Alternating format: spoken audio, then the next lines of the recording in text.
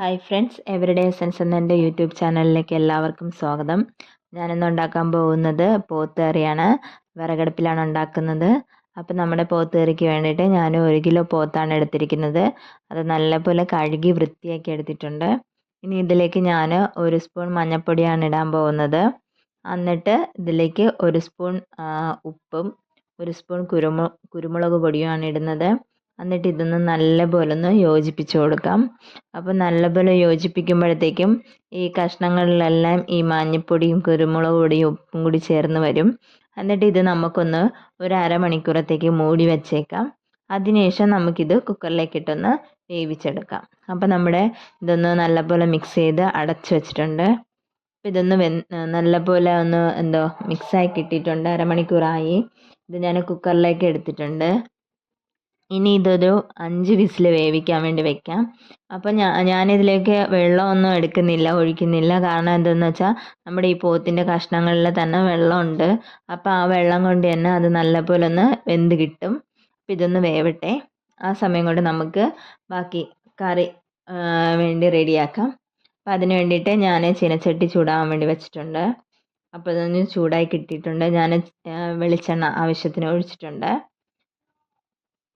ഇനി ഇതൊന്ന് നല്ലപോലെ ചൂടായി വരുമ്പോഴത്തേക്കും നമുക്കിതിലേക്ക് ഞാൻ പച്ചമുളകാണ് ആദ്യം ഇടുന്നത്.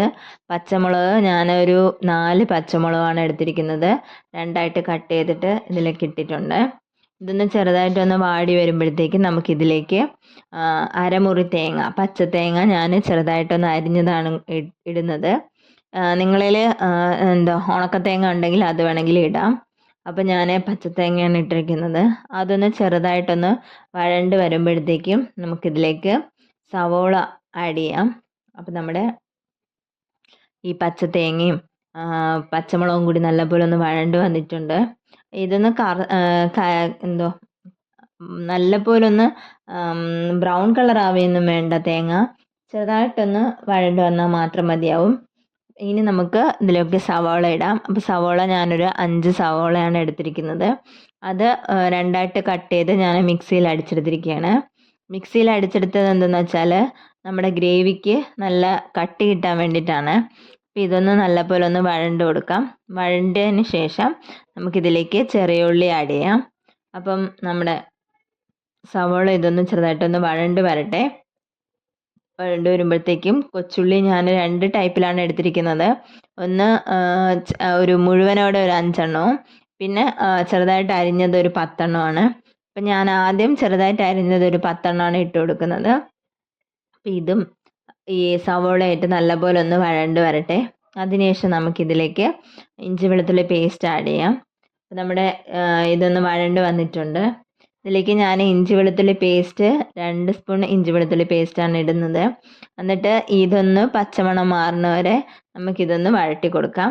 അതിനുശേഷം ഇതിലേക്ക് നമുക്ക് ടൊമാറ്റോയാണ് ആഡ് ചെയ്യുന്നത്. ടൊമാറ്റോ ഞാൻ ഒരു ചെറിയൊരു ടൊമാറ്റോയാണ് എടുത്തിരിക്കുന്നത്. അതും കൂടി ഇട്ട് നമുക്കിതൊന്ന് ഇളക്കി കൊടുക്കാം. ഇപ്പോൾ നമ്മുടെ ഇഞ്ചി വെളുത്തുള്ളി പേസ്റ്റ് ഇട്ട് കൊടുത്തിട്ടുണ്ട്. അതൊന്ന് ചെറിയൊരു പച്ചമണം മാറിക്കിട്ടട്ടെ. അതിനുശേഷം ടൊമാറ്റോ ഇട്ട് കൊടുക്കാം. ടൊമാറ്റോ ഇട്ടില്ലെങ്കിലും കുഴപ്പമൊന്നുമില്ല. അപ്പം ഞാൻ ചെറിയൊരു ഇത് പുളിപ്പ് ടേസ്റ്റ് വരുന്നതിന് വേണ്ടിയിട്ടാണ്. പുളിപ്പ് ടേസ്റ്റ് അങ്ങനെ വരത്തില്ല, എന്നാലും ചെറിയൊരു ഇതിന് വേണ്ടിയിട്ടാണ് ഞാൻ ടൊമാറ്റോ കൂടി ഇട്ടിരിക്കുന്നത്. അപ്പോൾ ഇതും കൂടി ഇട്ട് നല്ലപോലെ ഒന്ന് ഇളക്കി കൊടുക്കാം. ഇനി ഇതിലേക്ക് നമുക്ക് മുളക് പൊടി, മഞ്ഞൾപ്പൊടി, മസാലപ്പൊടിയാണ് ഇട്ട് കൊടുക്കാൻ പോകുന്നത്.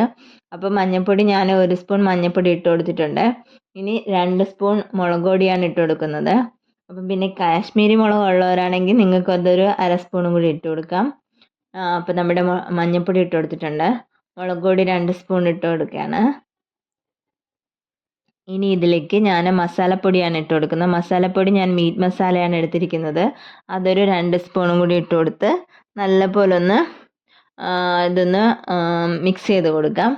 അപ്പം ഈ പൊടികളൊന്നും അടി പിടിക്കാതെ നമ്മൾ നോക്കണം. അടി പിടിച്ചാൽ ഇതിൻ്റെ ടേസ്റ്റ് അങ്ങ് മാറിക്കിട്ടും. അപ്പം അടി പിടിക്കാതെ നമുക്കിതൊന്ന് ഇളക്കി കൊടുക്കാം.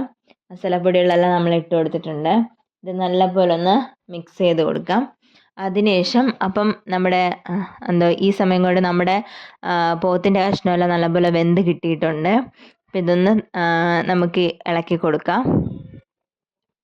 ഇനി ഇതിലേക്ക് ആ സമയം കൊണ്ട് നമുക്ക് ചൂടുവെള്ളം ഞാൻ കെറ്റിലിൽ ചൂടുവെള്ളം കുറച്ച് തിളപ്പിക്കാൻ വേണ്ടി വെച്ചിട്ടുണ്ട്. നമുക്ക് ഈ ഈ പോത്തിൻ്റെ കഷ്ണത്തിലോട്ട് ഒഴിക്കാൻ വേണ്ടിയിട്ടാണ് ഞാൻ ചൂടുവെള്ളം എടുത്തിരിക്കുന്നത്. അപ്പോൾ നമ്മുടെ മസാല എല്ലാം കൂടി നല്ലപോലെ ഒന്ന് മിക്സ് ചെയ്ത് കൊടുത്തായിരുന്നു. ഇതിലേക്ക് ഞാൻ പോത്തിൻ്റെ കഷ്ണം ഇട്ട് കൊടുത്തിട്ടുണ്ട്. അപ്പോൾ ഇതും കൂടി നല്ലപോലെ ഒന്ന് മിക്സ് ചെയ്ത് കൊടുക്കാം. അപ്പോൾ ആ സമയം കൊണ്ട് നമ്മൾ ചൂടുവെള്ളം ഒന്ന് തിളച്ച് വരട്ടെ. അപ്പോൾ നമ്മൾ ഇതൊന്ന് നല്ലപോലെ മിക്സ് ചെയ്ത് കൊടുത്തിട്ടുണ്ട്. ഇനി ഇതിലേക്ക് നമ്മൾ ചൂടുവെള്ളം ഒഴിച്ചു കൊടുക്കാൻ പോവുകയാണ്. ചൂടുവെള്ളം എന്ന് പറയുന്നത് ഞാൻ ഈ കഷ്ണമെല്ലാം ഒന്ന്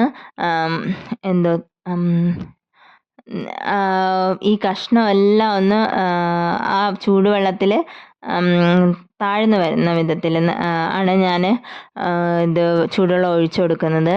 നല്ലപോലെ ചൂടുവെള്ളം ഒഴിച്ചു കൊടുത്തിട്ടുണ്ട്. അപ്പോഴത്തേക്ക് നമുക്ക് ഈ കഷ്ണമെല്ലാം നല്ലപോലെ ഒന്ന് ഈ മസാലയും കൂടി ചേർന്ന് വന്ന് നല്ലപോലെ കുറുകി വരാൻ വേണ്ടിയിട്ടാണ്. അപ്പോൾ നമുക്കിതൊന്ന് ചെറുതായിട്ടൊന്ന് ഇളക്കി കൊടുക്കാം. എന്നിട്ട് ഇപ്പം തന്നെ ചെറിയൊരു തിക്കായിട്ടാണ് ഇരിക്കുന്നത്. അപ്പോൾ നമുക്കിതിലേക്ക് കുറച്ചും കൂടി ചൂടുവെള്ളം ആഡ് ചെയ്ത് കൊടുക്കാം. എന്നിട്ട് നമുക്കിതിലേക്ക് ഞാൻ ചെറിയ ഉള്ളിയും ഞാൻ നേരത്തെ പറഞ്ഞായിരുന്നല്ലോ, ഞാൻ കുറച്ച് മുഴുവനോടെ ഒരു 5-6 ചെറിയ ഉള്ളി എടുത്തിട്ടുണ്ടെന്ന്. അപ്പോൾ അതും കൂടി ഇതിലേക്ക് ഇട്ട് കൊടുക്കാം. അപ്പോൾ നമ്മുടെ ചൂടുവെള്ളം കുറച്ചും കൂടി വേണം. നമ്മുടെ ഈ കറി നല്ല കട്ടിയായിട്ടിരിക്കുകയാണ്. അപ്പോൾ നമുക്ക് കുറച്ചും കൂടി ചൂടുവെള്ളം ഒഴിച്ച് നമുക്കിതൊന്ന് തിളക്കട്ടെ.